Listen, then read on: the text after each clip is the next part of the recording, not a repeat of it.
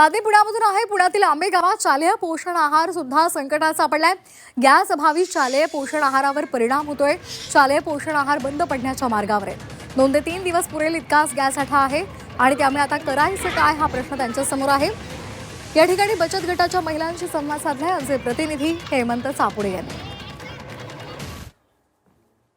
आखाती देशातील सुरू असलेल्या युद्धाचा परिणाम मध्यान्ह भोजन योजनेवरती सुद्धा झालेला आहे। शालेय पोषण आहार जो बनवण्याचं काम सध्या सुरू आहे। आंबेगाव तालुक्यातील मंचर या ठिकाणचे जे काही महात्मा गांधी विद्यालय आहे त्या ठिकाणी सध्या हे शालेय पोषण आहार बनवण्याचं काम सुरू आहे। बचत गटामार्फत हे बनवण्याचं काम या ठिकाणी या महिला करत आहेत। मात्र याला सुद्धा मोठा फटका सध्या या ठिकाणी आपण जर पाहिलं तर या युद्धजन्य परिस्थितीचा बसलेला आहे। 2 ते 3 दिवसाला एक टाकी लागती, पण आमच्याकडे आता 3च टाक्या उपलब्ध आहेत आणि जर त्या संपल्या तर आम्हाला शालेय पोषण आहार हा बंद करावा लागतोय की काय असं आम्हाला वाटतंय।